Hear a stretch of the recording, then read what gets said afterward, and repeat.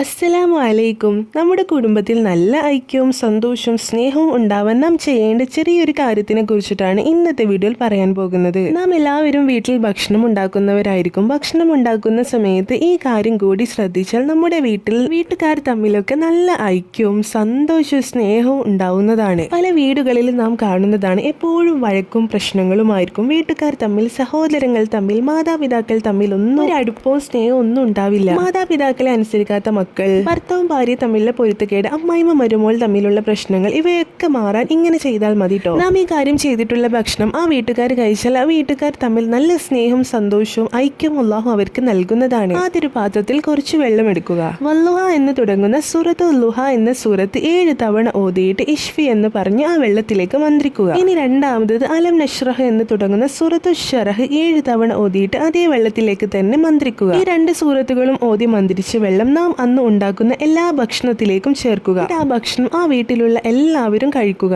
എന്നാൽ ആ വീട്ടിൽ നല്ല സ്നേഹവും ഐക്യവും സന്തോഷവും അല്ലാഹു നൽകുന്നതാണ്. ഇങ്ങനെ എല്ലാവരും ചെയ്തു നോക്കാട്ടോ. എല്ലാ ദിവസവും ചെയ്യുക. ഒരു ദിവസത്തിൽ ഒരു വട്ടം ചെയ്താൽ മതി. എന്നിട്ട് നമ്മൾ അന്നുണ്ടാക്കുന്ന എല്ലാ ഭക്ഷണത്തിലേക്കും ഈ വെള്ളം ചേർത്ത് ഉണ്ടാക്കുക കേട്ടോ. ഈ വീഡിയോ നിങ്ങൾക്ക് ഉപകാരപ്പെട്ടു എന്ന് വിശ്വസിക്കുന്നു. വീഡിയോ ഇഷ്ടപ്പെട്ടാൽ ഒന്ന് ലൈക്ക് ചെയ്യുക കേട്ടോ. മറ്റുള്ളവർക്കും കൂടെ ഈ അറിവുകൾ എത്തിച്ചു കൊടുക്കുക. വീണ്ടും കാണാട്ടോ. അസ്സലാമു അലൈക്കും.